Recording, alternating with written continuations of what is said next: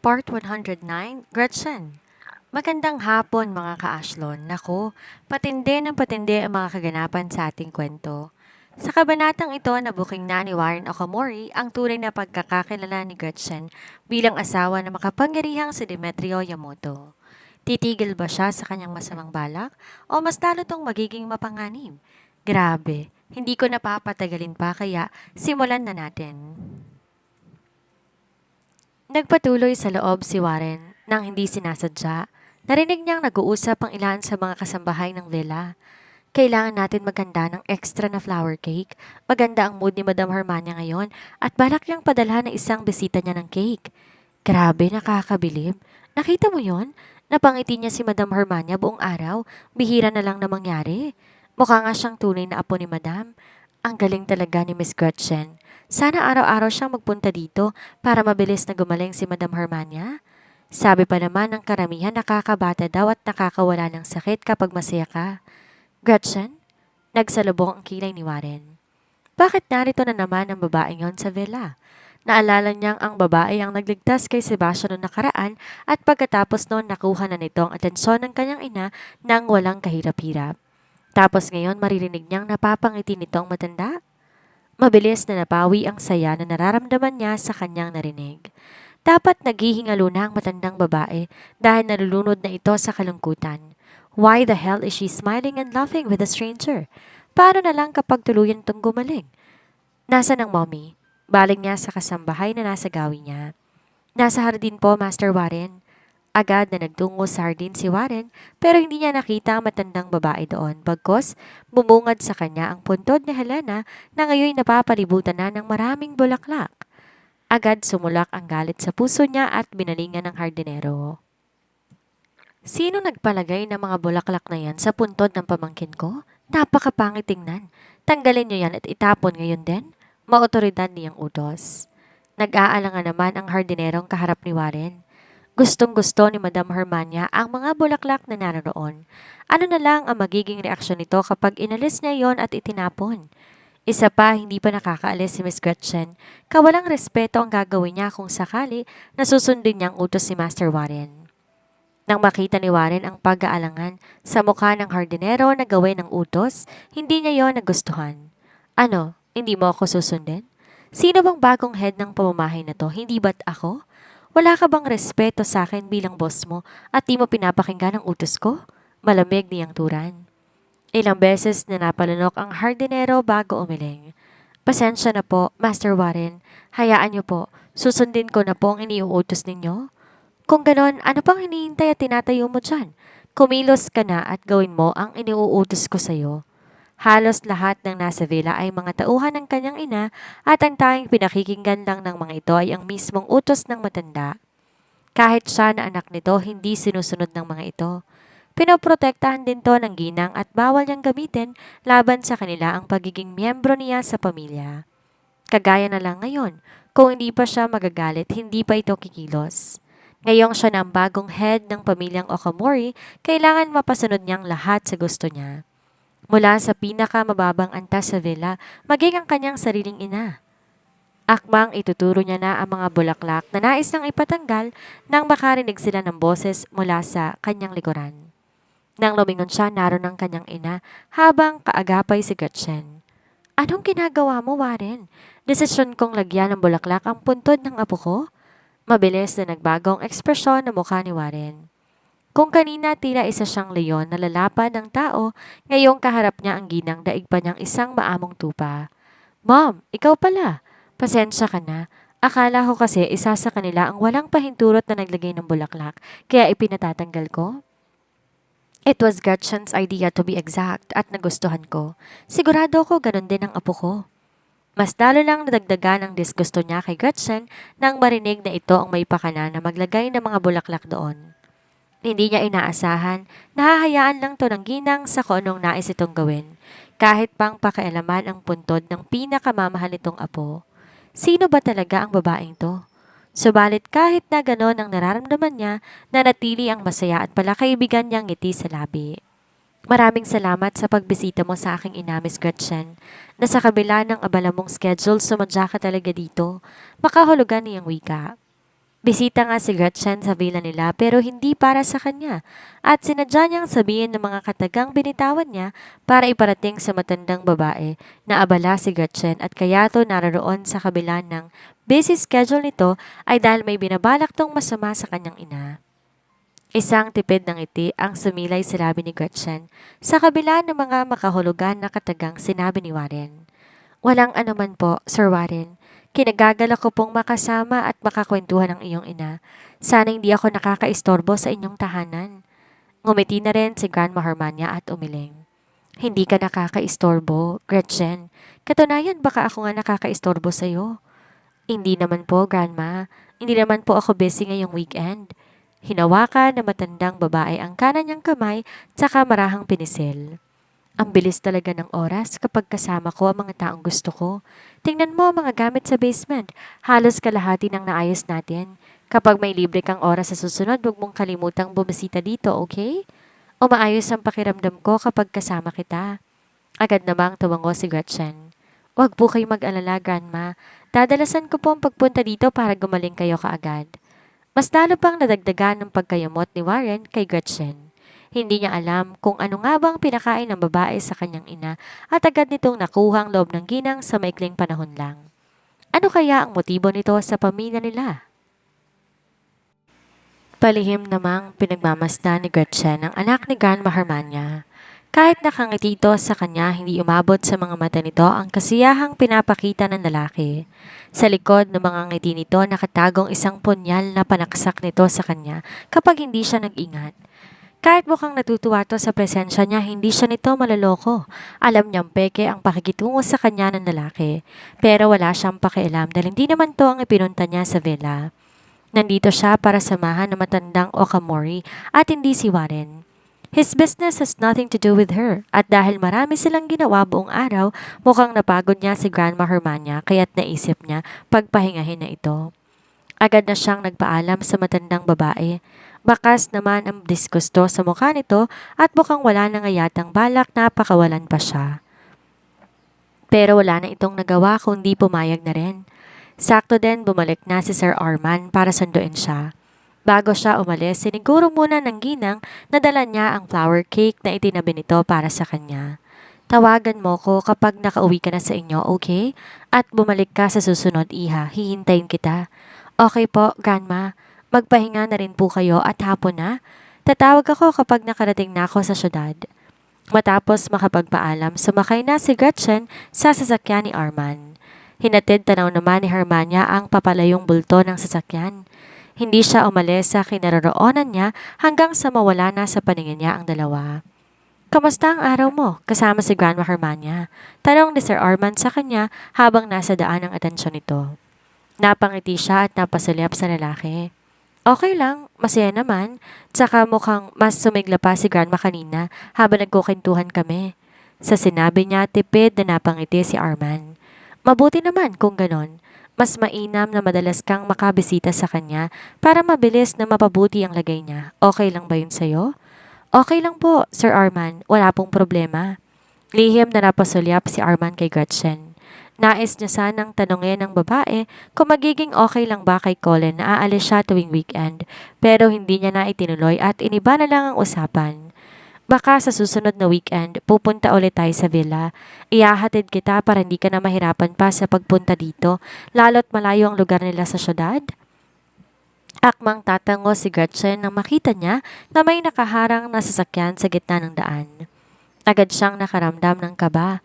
Naalala niya na bago na-kidnap si Bianca, noon ay sa villa din galing ang babae. Maging si Arman ay naalarma na rin sa sasakyan na nakaharang. Malapit na maggabi dahilan para makadagdag iyon sa pag-aalala niya. Hindi pa man siya nagdala ng bodyguard sa pag-aakalang normal na araw lamang. Nais sana niyang lampasan ang sasakyan pero hindi niya magawa dahil may ilan pang sasakyan na kasama ng unang kotse na nakaharang sa daan. Malakas ang kabog ng dibdib ni Gretchen habang palapit sila ng palapit sa sasakyan. Pero maya-maya lang unti-unti siyang kumalma nang mapagtanto niya kung sinong nasa unahan. Is that Colin? Kunot noong tanong ni Arman nang matanaw ang isang lalaking nakasandal sa hood ng sasakyan nito. Mukhang siya nga, tugon ni Gretchen. Ilang sandali pa huminto ang sasakyan ni Arman. Naglakad naman papalapit si Demetrio sa kotse at binuksan ang pintuan ng pwesto niya at naglahad ng kamay. Imbes na tanggapin ay sinamaan niya ito ng tingin. Nagtataka namang napatingin si Demetrio sa kanya. What's wrong? Anong what's wrong? Hindi mo ba alam na kinakabahan ako kanina? Akala ko masamang tao nang nakaharang sa amin sa daan. Naiinis niyang sambit. Nagpakawala ng isang malalim na buntong hininga si Demetrio bago tinanggal ang kanyang seatbelt. Hinawakan nito ang kanyang kamay, dahilan para wala na siyang mapagpipilian pa kundi ang bumaba ng kotse ni Arman. I already called you countless times pero hindi ka sumasagot kaya nag-aalala na ako. I brought my guards with me just in case we will encounter some problem ahead. I'm sorry if it troubled you. Seryoso nitong bigkas. Napakurap-kurap siya. Oo nga pala, masyado siyang nalibang habang kasama si Grandma Hermania kaya nakalimutan niyang tignan ang kanyang cellphone na nasa loob ng bag. Hindi ko naman napansin na tumawag ka. Nakanguso niyang wika. Muli itong bumuntong hininga. It's okay. Ang importante ay ligtas ka. Anito bago lumampas ang tingin sa kanya. Nang lumingon siya ay nakababa din pala siya ng sasakyan ni Sir Arman at ngayon ngay nasa likuran na niya. Napatikim naman siya at napasulyap kay Demetrio. Naalala niyang nagsiselos nga pala ang asawa niya sa lalaki. Colin, bati ni Sir Arman sa asawa niya. I will take my wife from here, Arman. Ako na ang bahala sa kanya. Salamat sa pagsundo mo sa asawa ko.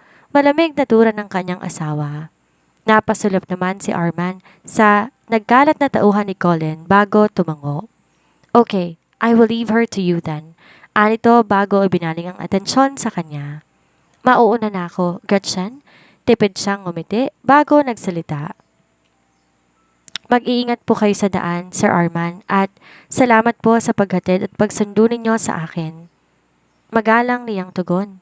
Ilang sandali pa nauna nang umalis ang kotseng minamaneho ni Sir Arman habang naiwan naman silang dalawa ni Demetrio sa daan kasama ng mga tauhan nito. Mag-ingat po kayo sa daan, Sir Arman. Biglang sambit ni Demetrio at ginaya pa ang boses niya. Kunot noo siyang lumingon sa lalaki. Ano bang nangyayari sa'yo? I told you I don't like that man. Bakit ba close kayong dalawa? It really pisses me off. Masungit nitong wika. Huminga siya na malalim bago muling nagsalita. Sinabi ko naman sa'yo na boss ko siya, di ba? Yeah, right. Boss mo lang siya pero kanina nang sunduin ka niya, di ka man lang nag-abalang magpaalam sa akin. Nag-iwan naman ako ng sulat eh. Dapat ginising mo pa rin ako. Ako dapat naghatid sa'yo at hindi ang isolda na yon. Ilang sandali niyang pinagbasta ng mukha ng kanyang asawa. Bahagyatong nakasimangot at nakanguso pa. Hindi niya tuloy mapigilan ang sariling mapangiti. Nagtatampo ka ba? Natatawa niyang tanong. Di naman to sumagot at nanatili lang na nakasimangot. Huminga siya na malalim bago lumapit kay Demetrio at niyakap ang lalaki. Bahagya naman tong nagulat sa kanyang ginawa pero hindi naman nagreklamo pa. Nakita ni Demetrio na napatingin sa kanila ang mga tauhan niya pero nang sulyapan niya ang mga ito, mabilis na nag-iwas ng tingin ang lahat at bahagya pang lumayo sa pwesto nila para bigyan sila ng espasyo. Do you think that will work on me? Masungit niyang tanong. Nagising siya kanina na wala na sa tabi niya ang babae. All he saw was the letter saying she will go to Akomori Villa. Subalit ang nagpainit ng kanyang dugo ay ang pagsundo ni Arman sa asawa niya sa mismong apartment pa nila.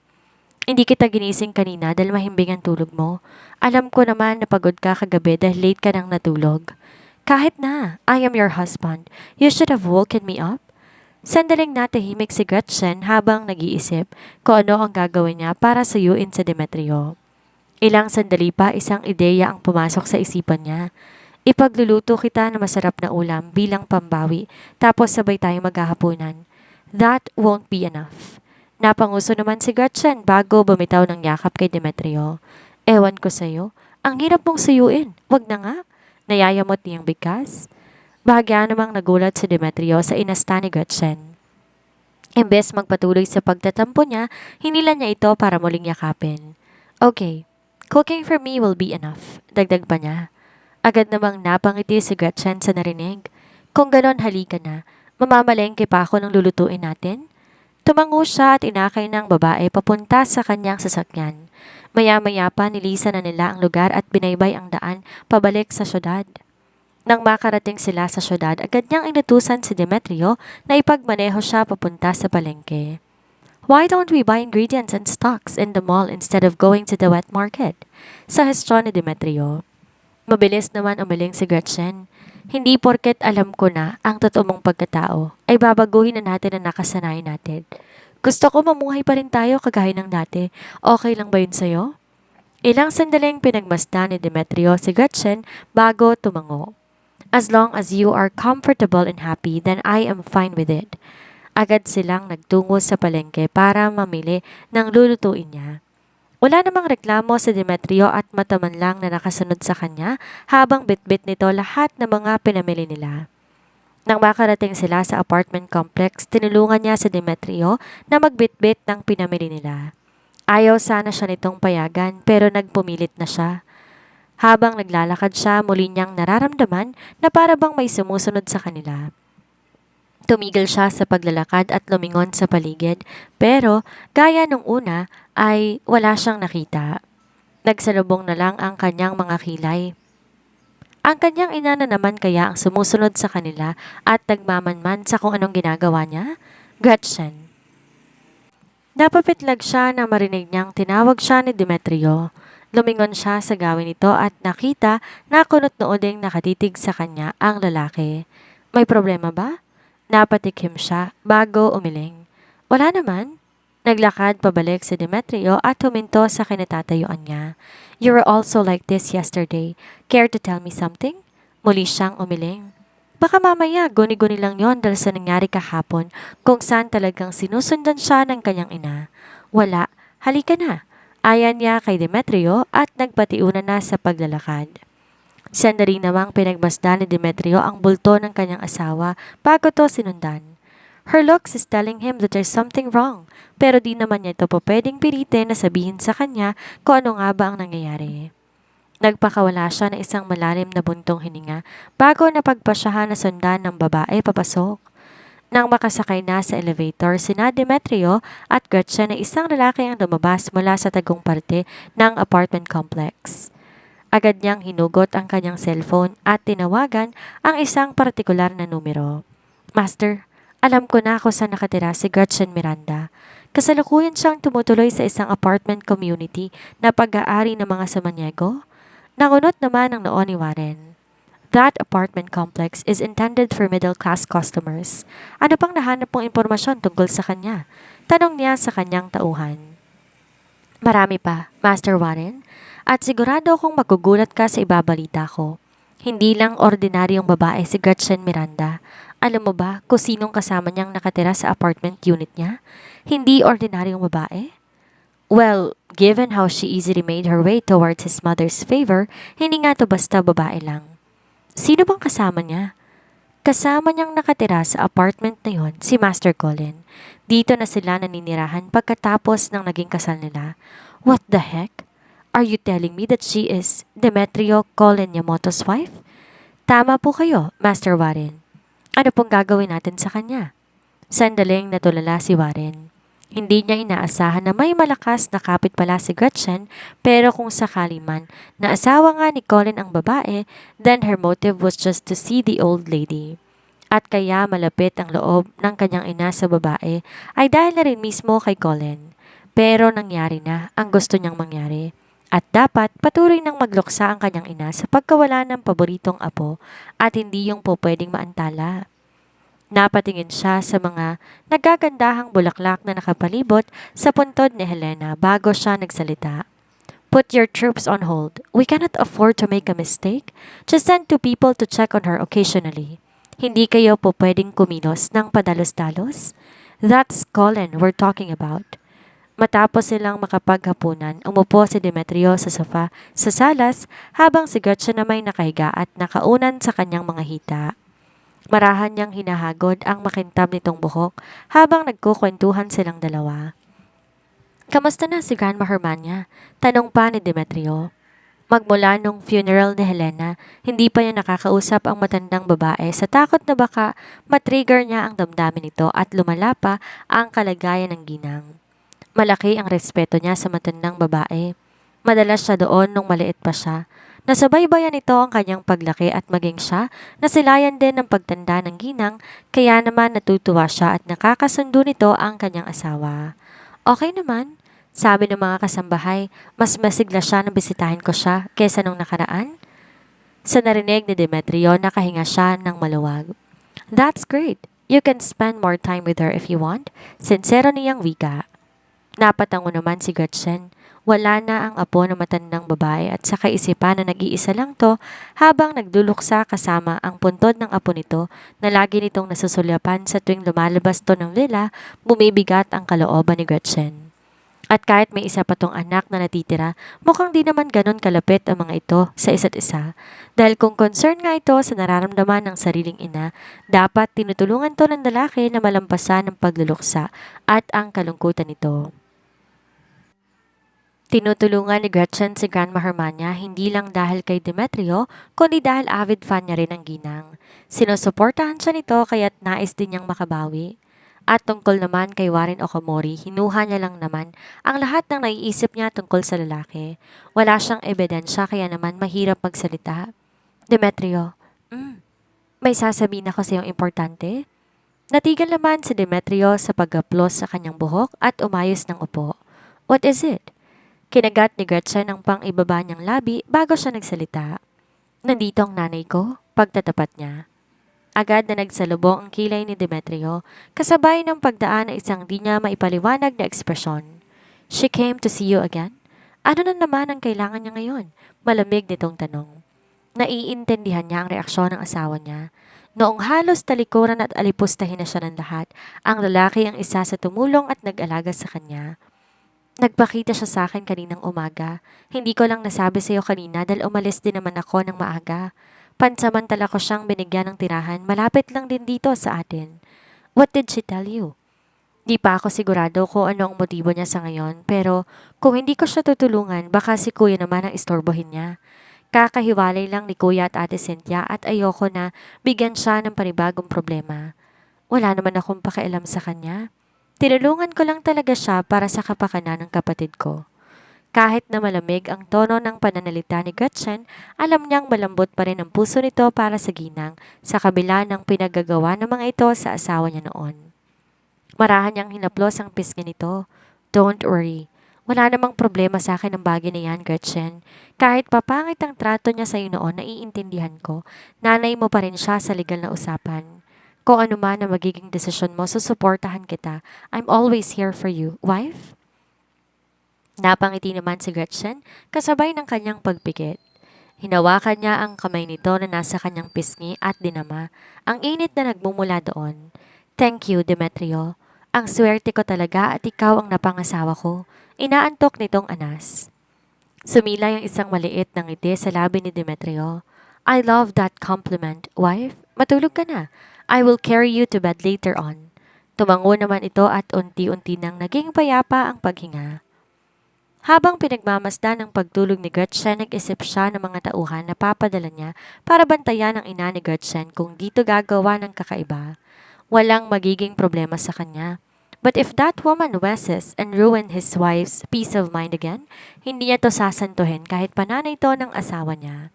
He doesn't have mercy on those who hurt the one he loves the most. Napatingin si Demetrio sa mahabang pilikmata ni Gretchen at matangos itong ilong. Di niya mapigilan ang sariling pisilin ng ilong nito. Marahan namang umungol ang babae pero hindi din naman to nagising. Huminga siya ng malalim bago maingat na kinarga ang asawa niya. Akmang papasok na siya sa kanyang silid nang mapalingon siya sa silid na dating ginagamit ni Gretchen. Agad niyang naisipan na doon matulog ngayong gabi kaya naman doon niya dinala si Gretchen. Kinabukasan, pareho silang nagising ng maaga. Kagaya kagabi, magkatulong din sila sa paggawa ng almusal nilang dalawa. Papasok ka ba sa Isolde Pictures ngayon? Tanong ni Demetrio. Sandaling tinitigan ni Gretchen ang lalaki bago tumango. Then, ihahatid na kita. Marahan naman siyang umiling. Hindi na, mamaya pa naman ang pasok ko eh. Baka malate ka na sa trabaho mo. Are you sure? Sunod-sunod ang naging pagtango niya. Hindi ka naman susunduin ni Arma na yon, no? Sa sinabi nito, bigla, hindi niya napigilang mapairap. Bakit ka ba nagsiselo sa kanya? Lamang ka naman sa kanya sa kahit anong espeto. Tsaka ikaw naman ang mahal ko at hindi siya. Natahimik si Demetrio, dahilan para mapatingin siya dito at nakita nagpipigil to ng ngiti, dahilan para mapailing siya. Kinikilig ka ba? Natatawa niyang tanong. Yeah. Seryoso ka? It's rare for you to tell me that you love me. Sa pagkakaakala ko, parang 2 beses mo palang nasasabi na mahal mo ko. Nakanguso nitong wika. Mahina siyang natawa. She did not expect Demetrio to be this sulky kahit ang laki nitong tao. Sorry na. Alam mo naman, mahal talaga kita kahit na hindi ko madalas sabihin. Bumuntong hininga naman ito pero hindi pa rin nawawala ang munting ngiti sa labi nito. Ano pa bang magagawa ko? Mahal kita eh. Napailing na lang siya at nagpatuloy na sa pagkain. Pagkatapos silang mag-almusal, nagpaalam na si Demetrio sa kanya. Habang paalis ang lalaki sa apartment unit nila, muli pang nilingon ni Demetrio si Gretchen. Kahit hindi nito sabihin alam niya, may tinatago na naman to sa kanya, kaya't ayaw nitong ihatid siya sa trabaho nito. Gayon pa man, hindi na pinilit pa ni Demetrio na magsalita si Gretchen. Ang mahalaga, ginawa nitong pagtatapat sa kanya kagabi tungkol sa ina nito ay malaking bagay na sa kanya, lalo pat sanay si Gretchen na sarilinin ang mga problema nito. Pagkaalis ni Demetrio, siya namang pagdating ng Kuya George niya para sunduin siya. Hindi niya sinabi kay Demetrio ang tungkol sa pagpunta nila sa probinsya dahil baka makaabala siya sa lalaki. Sobrang dami na nagawa nito para sa kanya at nahihiya na siya kahit paman mag-asawa na sila.